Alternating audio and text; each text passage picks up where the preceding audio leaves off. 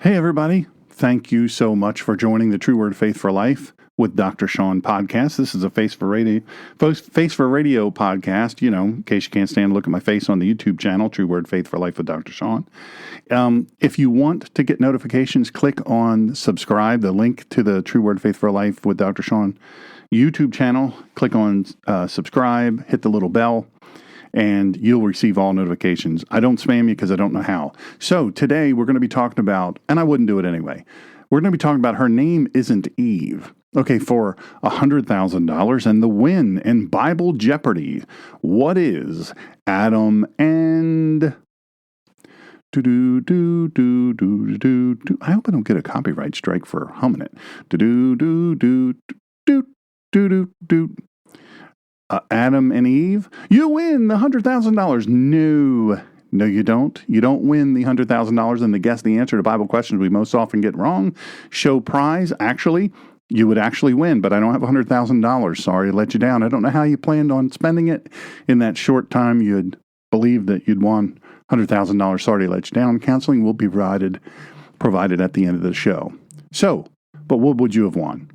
Well, nothing, because I don't have anything, and that's kind of how it works, and I'm really sorry. What a letdown. So anyway, here we are. Let's go to the judge. Genesis 2, and if you're not driving, you might want to write this down. And if you're at work listening to this audio-only podcast, you can kind of make it look like you're working, bright ideas, deep, great ideas here for your boss. It might be walking around going, they're always messing around.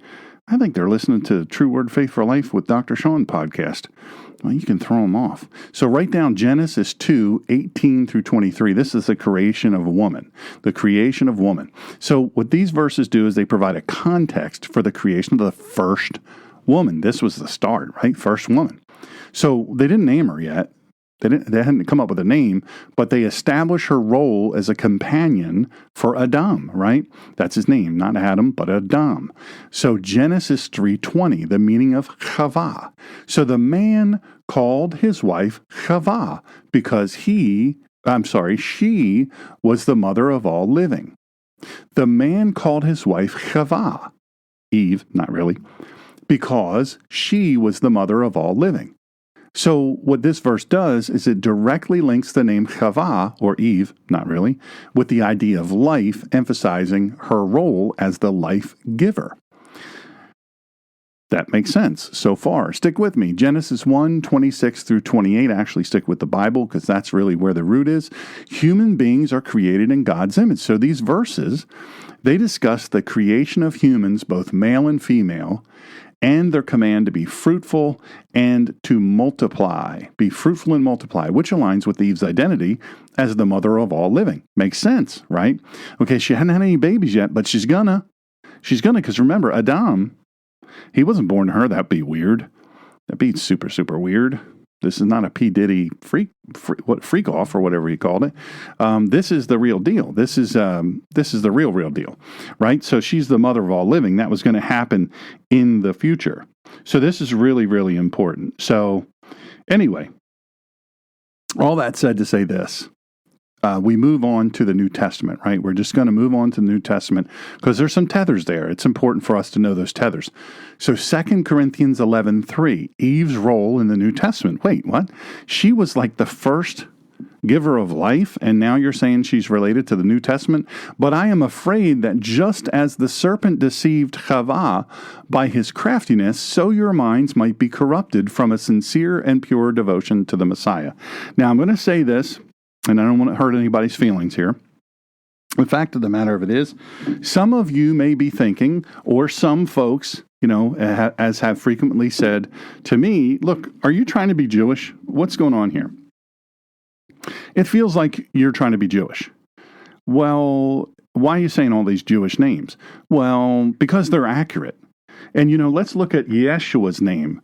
Yeshua's name is not Jesus. It's Yeshua. You say, well, that's what came from. I do a whole episode on this, a whole episode. So if you like and subscribe and hit another little bell, you can go over to the live tab and find where I talk about the name of Jesus. Why do we say, the etymology of the word? How do we get there? How do we get to this place? It's very important. It's super, super important. So Anyway, that's why, right? We wouldn't want to call him by the wrong name. We don't want to call Eve by the wrong name. We don't want to call anyone by the wrong name. So let's say your name is Sally, but I call you Steve or Sammy. Let's say your name is Bill, but I constantly call you Bob. And you correct me every time. You go, hey, my name is, it's not Bob. It's Billy.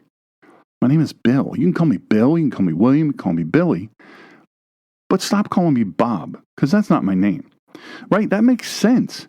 There's some sense to that. And I 100% agree with it. So what do? We want to use the right name, the correct name. We don't want to offend a human being in our lives. What if you called your spouse by the wrong name? What if you called your children constantly by the wrong name? What if they called you the wrong name? After a while, you would feel like, hey, you're being disrespectful to me, and I'm getting pretty darn tired of it. So stop doing it. Right? That's what we want to do here. We want to use the correct names. Why? Because the correct names, number one, is the name. That's their name, and number two, it's respectful. Right? You want to be respectful. And number three, not that there needed to be a number three, but their names have meaning. Their names are important. So, but I am afraid that just as the serpent deceived Chava by his craftiness, so your minds might be corrupted from a sincere and pure devotion to the Messiah. He was making an analogy here. Hey, I don't want you to get tripped up just like Eve got tripped up, but he didn't say Eve because that wasn't her name. Chava. Just as the servant deceived Chava by his craftiness, so your minds might be corrupted from a sincere and pure devotion to the Messiah. What's important here is he is alluding to the fact that she was deceived. Now, I have no beef with that. That's exactly correct. Here, the Apostle Paul uses the example of Chava, of the deception that she, I want to say endured. She participated in for sure, but there's a reason in the next passage I'm going to tell you about. I'm going to step up for Chava or Eve because she's taken a beating over, not literally, but figuratively, over all the many, many thousands of years for being, oh, man, she really jacked up women. See, they messed us up. No, they didn't. Why? 1 Timothy 2:13 through 14. For Adam was formed first, then Chava, right? Adam is pronounced Adam, not Adam, but Adam. Adam is our Americanized version, our Western version. For Adam was formed first, then Chava. Also, it was not Adam who was deceived, but the woman who, on being deceived, became involved in a transgression. This is so super important for you to understand here. For Adam was formed first, then Chava. Also, it was not Adam who was deceived. So what does this tell us? He knew what was going on. Now, I don't know if you know this, but he was right there. Right? Adam was right there. He was there when it happened. He wasn't off in the distance somewhere else. He wasn't off at the, working the mines or whatever, fishing, whatever he was doing. No, he was right there. He was right there with her. He wasn't deceived. He knew what was happening. But the woman who, on being deceived, became involved in the transgression. So he did not step in. This is the first failure of leadership. This is the first failure of male leadership, right? He did not step up and defend his lady. That's a problem. He could have stepped in and go, hey, a talking snake. First of all, we haven't seen this snake around here before, around these parts. We haven't seen him. He's kind of new. He's ironically on this tree where Hashem told us, God told us not to even touch, don't eat of the fruit of this tree, the knowledge of good and evil. And here he is. So perhaps we should just move on. Let's go back to the other places in the garden, which were amazing and beautiful and wonderful. So it was not Adam who was deceived, but the woman who, on being deceived, became involved in the transgression, right? The first big sin, the fall. Paul, in this, emphasizes the role Chava played in the fall, and he distinguishes between Adam and Eve's involvement in sin. Adam knew what was going on, and he didn't step in. It was a failure of leadership. So the name Eve, you say, well, where does it come from?